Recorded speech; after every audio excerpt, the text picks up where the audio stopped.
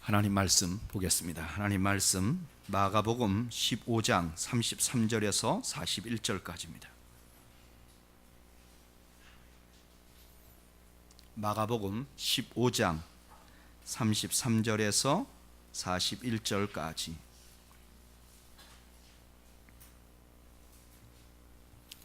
하나님 말씀을 교독하겠습니다. 제6시가 되매 온 땅에 어두움이 임하여 제9시까지 계속하더니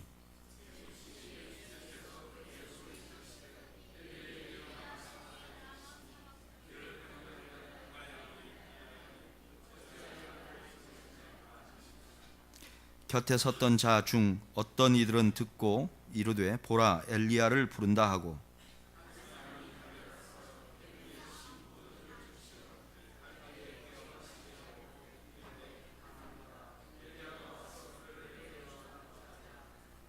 예수께서 큰 소리를 지르시고 숨지시니라.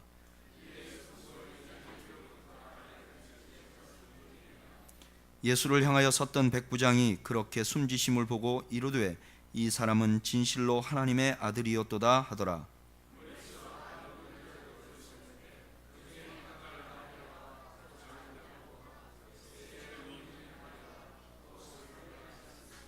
다 같이 보겠습니다.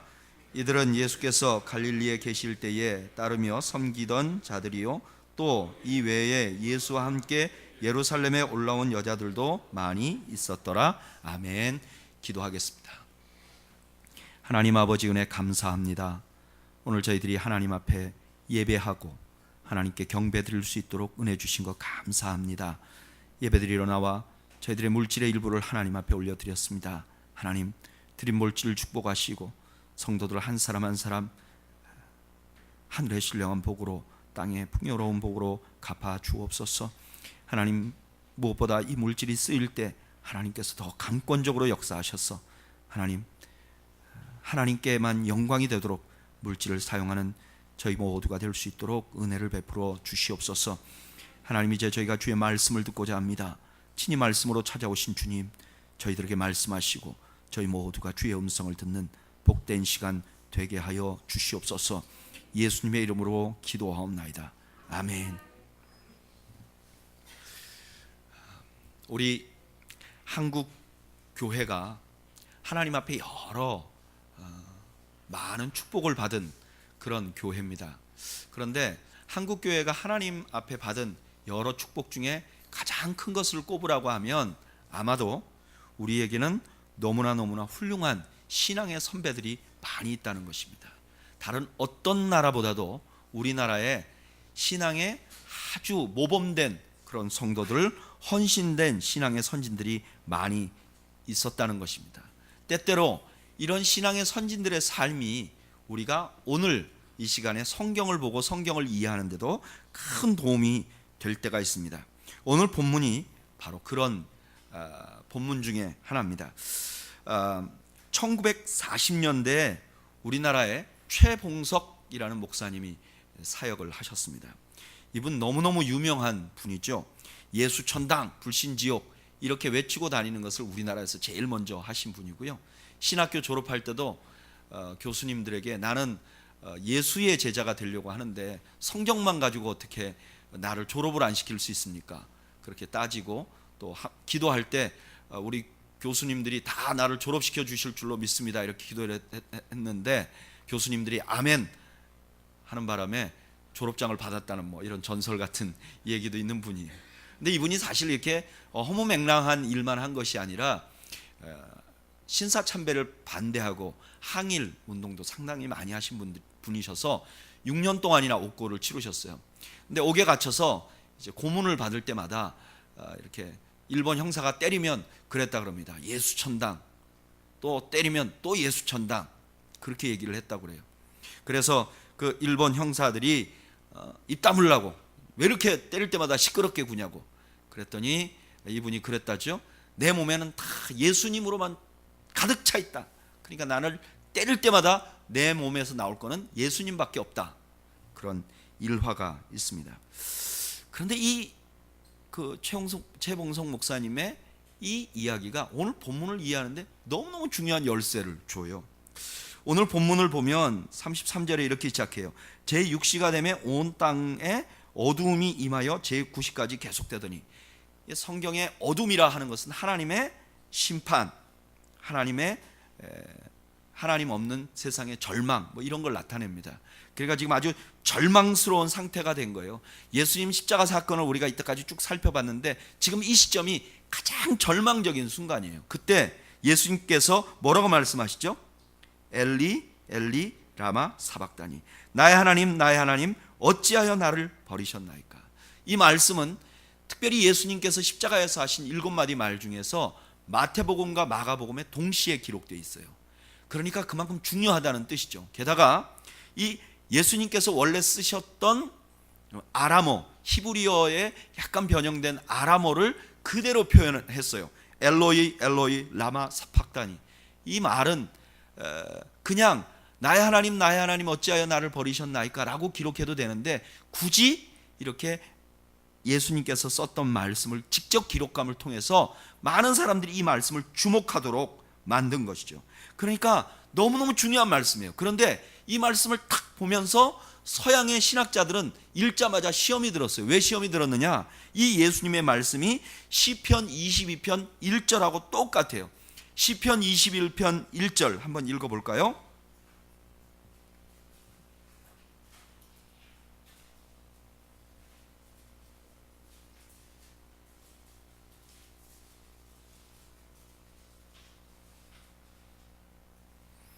읽어보죠. 시작. 내 하나님이여 내 하나님이여 어찌 나를 버리셨나이까. 어찌 나를 멀리하여 돕지 아니하시오며 내 신음소리를 듣지 아니하시나이까. 이 말씀을 딱 보고 서양 신학자들은 모두가 시험에 들었어요. 당황했어요. 왜냐? 아니 어떻게 예수님이 십자가상에서 한 말과 구약 시편 22편하고 똑같을 수가 있냐. 그러니까 이건 아마 마태와 마가가 조금 각색했을 것이다. 예수님 정확히 이렇게 말 한 거 아닌데 각색했을 것이다. 이렇게 생각하는 사람도 있고요. 어떤 분들은 그냥 마태 마가가 그냥 써놓은 것이다. 심지어는 이렇게 말하는 사람도 있어요. 그런데 우리 한국 사람들은 최봉성 목사님 때문에 너무 쉽게 이해할 수 있습니다. 제가 한번 여러분들에게 여쭤보죠.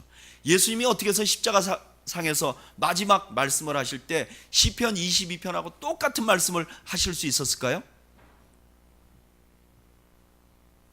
네? 예수님 몸에 뭐가 가득했던 거예요? 성경 말씀이 가득했던 거죠. 예수님이 십자가상에 달리시면서 시편 22편을 계속해서 묵상하셨기 때문이죠. 그러니까 마지막 고통스러울 때도 자연스럽게 무엇이 나온 거죠? 시편 22편이 나온 거예요. 그러니까 오늘 본문을 잘 이해하려면 어떻게 해야 되느냐?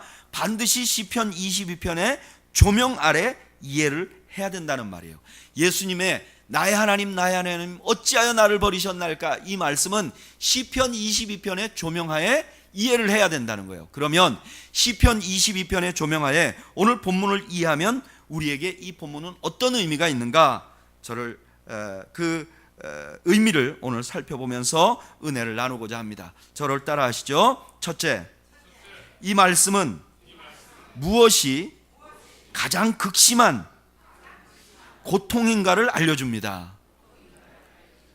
엘리 엘리 라마 사박다니 하는 이 말씀은 우리에게 무엇을 알려주냐면은 가장 극심한 고통이 어떤 고통인가를 알려주는 거예요. 시편 22편에 보면 다윗이 큰 고난 가운데 빠져 있었습니다. 5절에 보면 다윗이 수치를 당해요. 그들이 주께 부르짖어 구원을 얻고 주께 의뢰하여 수치를 당하지 아니하였나이까. 또 뼈가 어그러졌습니다. 14절에 보면 이렇게 말해요. 나는 물같이 쏟아졌으며 내 모든 뼈는 어그러졌으며 내 마음은 밀랍같이 내 속에서 녹았으며, 그리고 수족이 찔렸다 그랬습니다. 16절에 개들이 나를 애워쌌으며 악한 무리가 나를 둘러 내 수족을 찔렀나이다. 다윗이 아주 극심한 고통에 있었는데 다윗에게 가장 극심한 고통은 그런 겪는 모든 고통이 아니라 하나님과의 단절이었어요.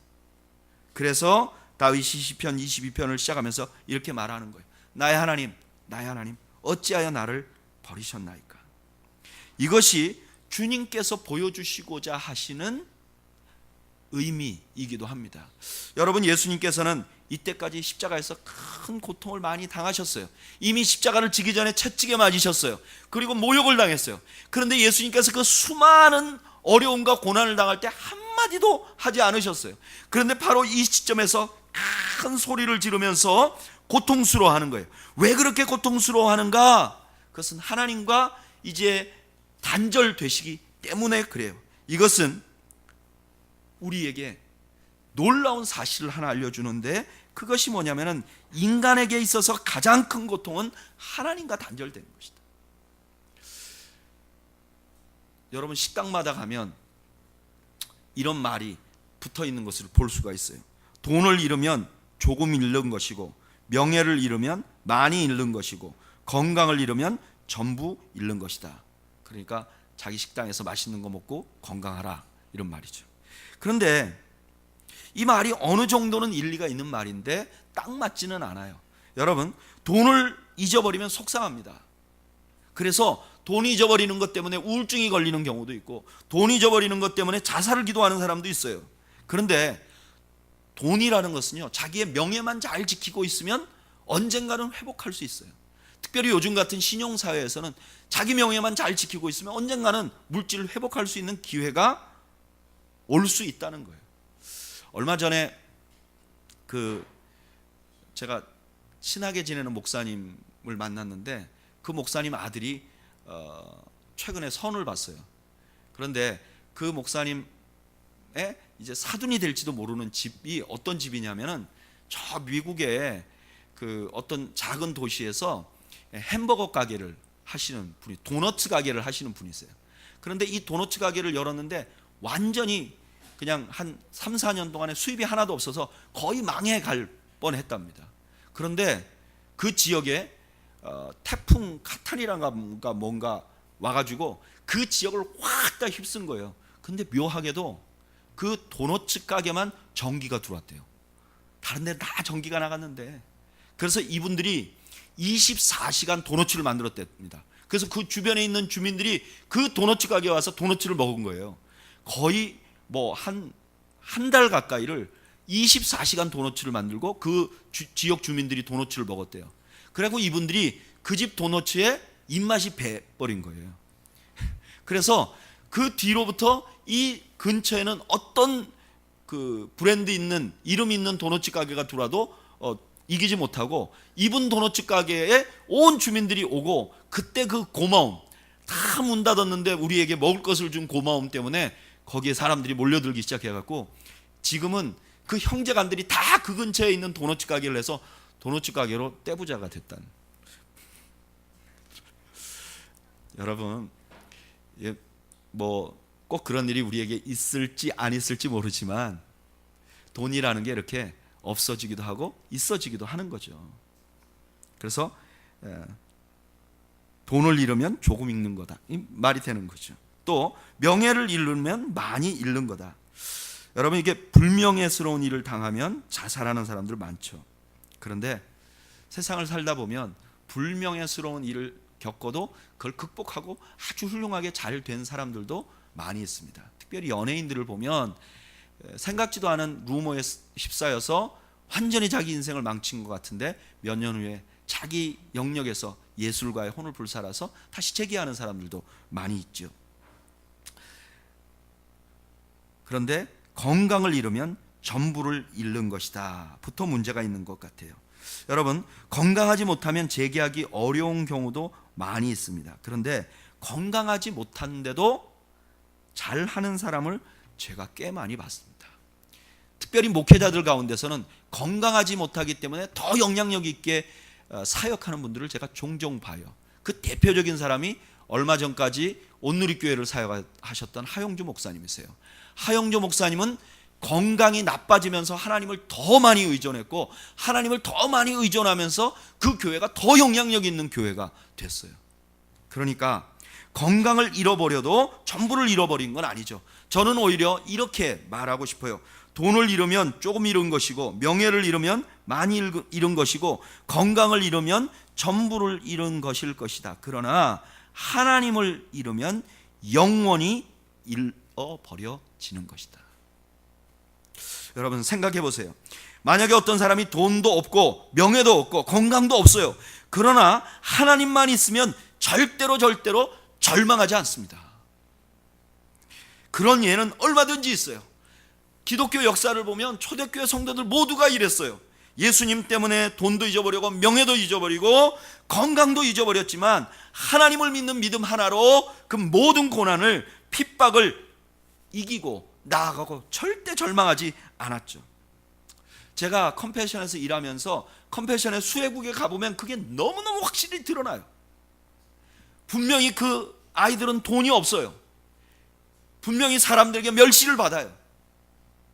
때때로는 건강이 없는 아이들도 있어요. 그런데 그 아이들이 하나님을 만나면, 예수 그리스도를 만나면 그들 마음속에 소망이 생겨요. 좌절하지 않아요. 여러분, 북한에서 예수 믿는 그리스도인들도 그렇죠. 북한에 있는 예수님 믿는 사람들 돈도 없고 명예도 없어요. 그러나 그들 속에 복음이 들어가 버리면 그들이 좌절하지 않는 것이죠. 망하지 않는 정도가 아니라 예수님은 그들을 보고 이렇게 말해요. 누가복음 6장 20절에 예수께서 눈을 들어 제자들을 보시고 이르시되 너희 가난한 자는 복이 있나니 하나님의 나라가 너희 것이며. 예수님을 모시면, 하나님 안에 들어가면 우리가 가난하더라도 복된 인생이 된다는 거예요. 그런데 반대로 아무리 돈이 많고 사람들에게 존경을 받고 건강해도 하나님이 없으면 끝이고 절망이는 거예요. 하나님이 없는데 돈도 있고 명예도 있고 건강하다가 갑자기 죽으면 지옥 가는 거예요. 십자가는 우리에게 그걸 알려주고 있는 것입니다. 여러분들이 예수님을 믿으십니까? 예수님을 믿으시면 지금 비록 돈이 없고 명예가 없고 건강이 안 좋아도 여러분들은 복된 분이신 것을 믿으시길 바랍니다. 반대로 하나님 없으면 제 아무리 많은 것을 가지고 있다 할지라도 그것은 절대로 복된 인생이 될 수 없는 것이죠. 오늘 십자가에서 예수님이 그 말씀을 하시는 거예요. 가장 큰 절망은 건강을 잊어버린 것도 아니고 명예를 잊어버린 것도 아니고 가장 큰 절망은 바로 하나님이 없는 것이라고 예수님이 외치고 있는 거예요. 두 번째, 저를 따라 하시죠. 이 말씀은 우리의 구원을 위해 주님께서 얼마나 큰 대가를 치르셨는지 보여주고 있습니다.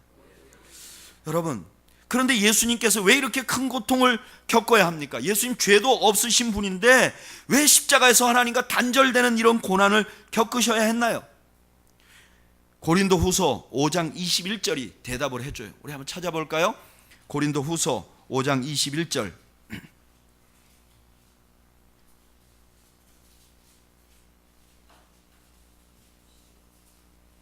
몇 페이지요?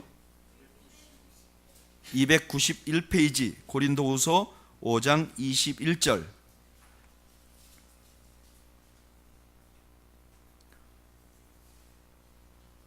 다 같이 읽어보겠습니다. 시작.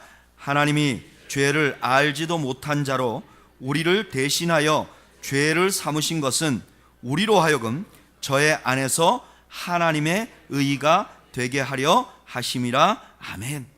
예수님이 십자가에서 그렇게 큰 고통을 당한 이유는 우리를 위해서 그랬다는 거예요. 우리가 왜, 어땠길래 그런가? 우리가 어떤 사람들이기 때문에 그렇게 고통을 예수님이 겪으셨는가? 에베소서 2장 12절이 대답을 해 주십니다. 우리 한번 읽어볼까요? 에베소서 2장 12절.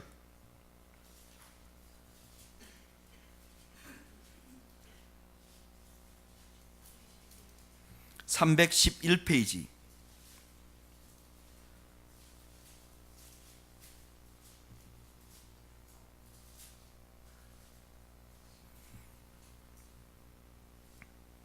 한번 읽어볼까요? 시작.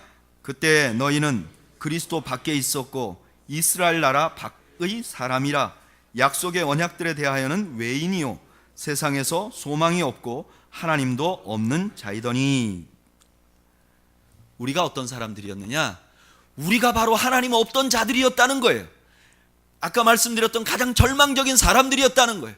그런데 우리를 구원하기 위해서 예수님께서 죄도 없으신데 그렇게 십자가에 달렸다는 거예요. 그러면 그 십자가에 달리신 예수님이 누구신가? 오늘 우리 마가복음 15장 본문에서 그 예수님이 누구신가를 확연히 드러내죠. 마가복음 5장 15장 39절 말씀 읽어볼까요? 바로 예수님의 십자가 옆에 있었던 백부장이 고백하는 말씀을 한번 들어보겠습니다. 다 같이 읽겠습니다. 시작. 예수를 향하여 섰던 백부장이 그렇게 숨지심을 보고 이르되 이 사람은 진실로 하나님의 아들이었도다 하더라. 아멘. 하나님의 아들이 고통을 겪는 것이죠. 여러분, 많은 경우 우리는 구원받은 것을 당연히 생각하는 경향이 있어요. 너무나 오랫동안 구원받고 너무 시간이 오래 걸렸기 때문에, 오래 지났기 때문에 내가 구원받은 것을 당연하게 생각하는 경우가 있어요. 그리고 그 구원에 대한 얘기를 해도 감격을 하지 않는 경우가 있어요. 여러분, 그러나 구원받은 것은 그렇게 당연하게 생각하기에는 너무너무 가치 있는 것입니다. 세상에 가장 귀한 하나님의 아들이 바로 나를 위해서, 하나님 밖에 있었던 나를 하나님 안으로, 하나님이 있는 복된 자리에 놓기 위해서 그 아들이 직접 십자가에서 하나님께 버림을 받은 것입니다. 예수 믿는 사람들은 그걸 잊지 말아야 해요. 저는 여러분들이 그것을 잊어버리지 않는 은혜가 있기를 주님의 이름으로 축복합니다. 영상을 하나 잠시 보겠습니다. 여러분, 자신을 위해서 어떤 한 목사님이 구두를 닦아서 자신들을 후원하고 있다는 사실을 안 수외국에 있는 사람들이 저렇게 눈물을 흘립니다. 감사하고요. 우리 주님께서 우리에게 해주신 일은 어떤 종류의 은혜였습니까? 그냥 구두만 닦은 것이 아니고 십자가에서 죽으셨죠. 그런데 너무 오랫동안 우리는 예수를 믿었기 때문에 그거를 담담하게 받아들인다는 것은 너무너무 불행한 일입니다. 저는 여러분들이 그 구원의 감격을 다시 한번 회복하는 은혜가 있기를 주의 이름으로 축복합니다. 바울이 데살로니가 전서에서 성도들에게 이렇게 말합니다. 범사에 감사하라. 아니, 어떻게 범사에 감사합니까? 내 지금 형편을 보세요. 어떻게 범사에 감사할 수 있습니까? 이렇게 말할 수 있는데 그 말씀의 비결은 무엇이냐면은 구원의 은혜를 회복하는 것입니다.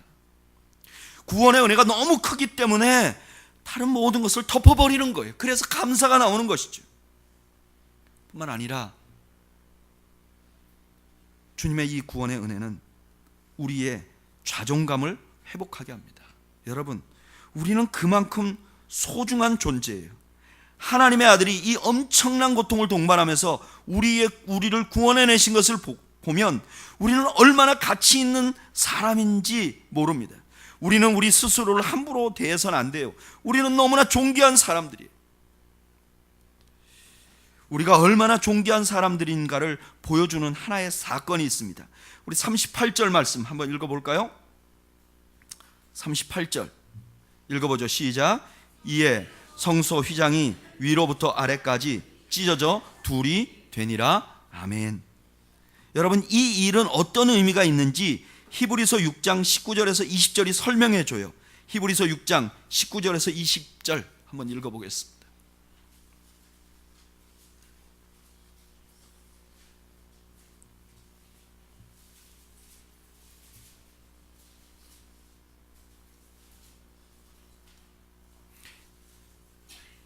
다 같이 읽어보겠습니다. 히브리서 6장 19절에서 20절.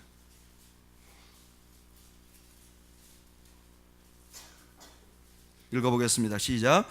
우리가 이 소망을 가지고 있는 것은 영혼의 닷 같아서 튼튼하고 견고하여 휘장 안에 들어가나니 그리로 앞서 가신 예수께서 멜기세덱의 반차를 따라 영원히 대제사장이 되어 우리를 위하여 들어가셨느니라. 아멘. 예수님께서 고통 중에 하나님을 신뢰하고 기도한 것처럼 우리도 그런 길이 열린 것이라는 거예요. 예수님이 죽으신 게 그냥 끝나는 게 아니라 그 휘장이 열리고 예수님이 들어가신 그 휘장 안에 우리도 들어갈 수 있게 되었다는 거예요.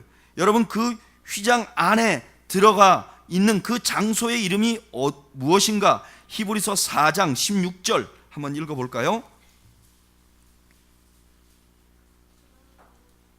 히브리서 4장 16절 읽어보겠습니다.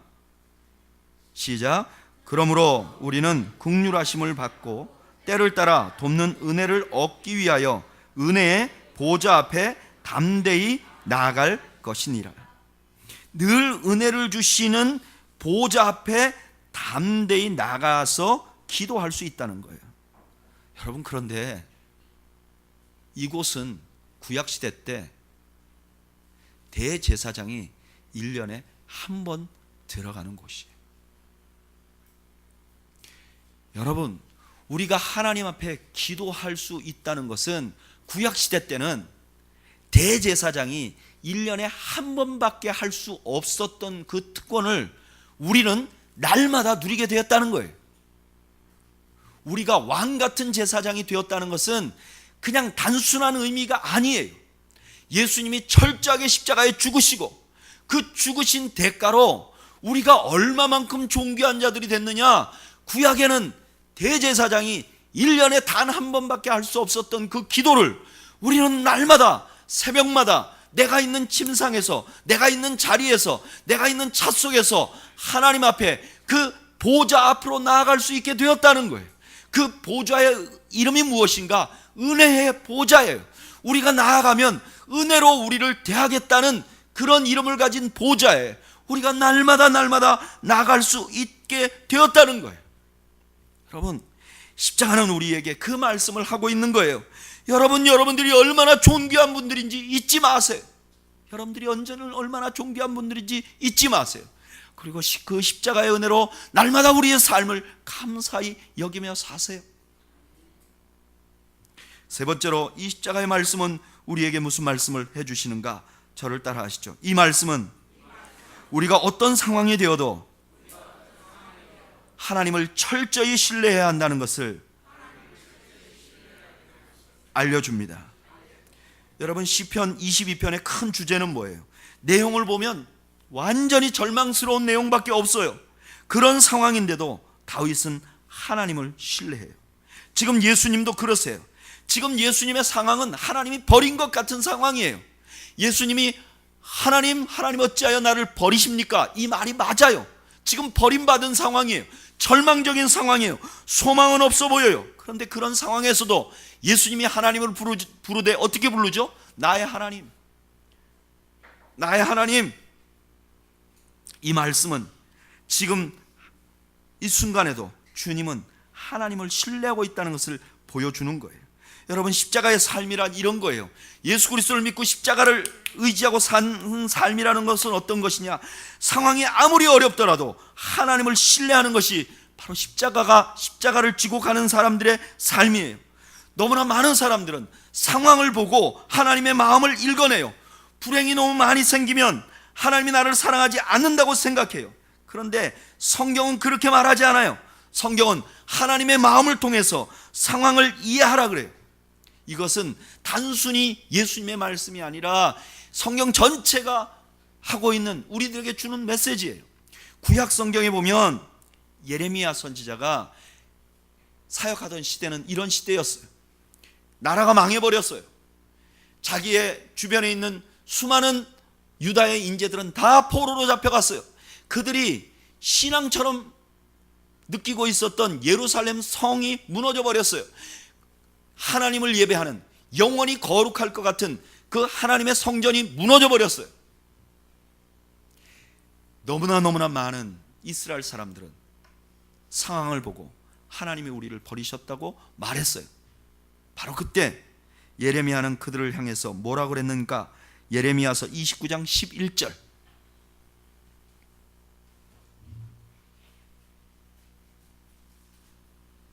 예레미야 29장 11절.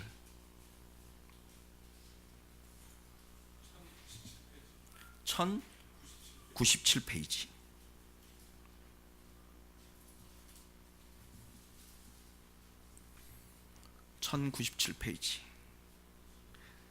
다 같이 읽겠습니다. 예레미야 29장 11절 읽겠습니다. 시작. 여호와의 말씀이니라. 너희를 향한 나의 생각을 내가 아나니 평안이요 재앙이 아니니라. 너희에게 미래와 희망을 주는 것이니라. 아멘. 여러분, 이 말씀은 이스라엘 백성들에게 이렇게 말하는 거예요. 지금 너희는 나라가 망한 것 같은 어려움을 겪고 있다. 그래서 하나님이 너희를 버린 것 같은 생각이 들 것이다. 그러나 그런 방법으로 세상을 해석해서는 안 된다. 하나님의 마음을 보라. 하나님의 마음을 보고 그를 신뢰하라. 바로 그 방법으로 세상을 해석하라. 그러면 너희들에게 소망이 생길 것이다.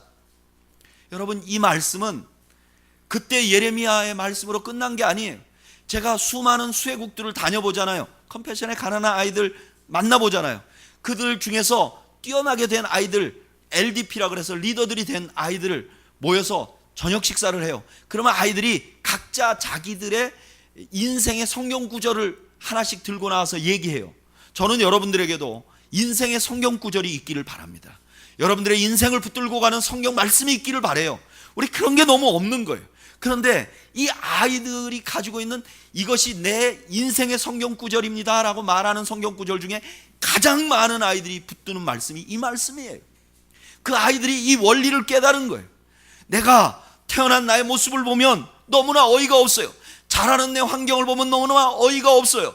나는 완전히 불행하고 버림받게 태어났어요. 그런데 이 말씀을 보니까 뭐라고 말씀하시는가?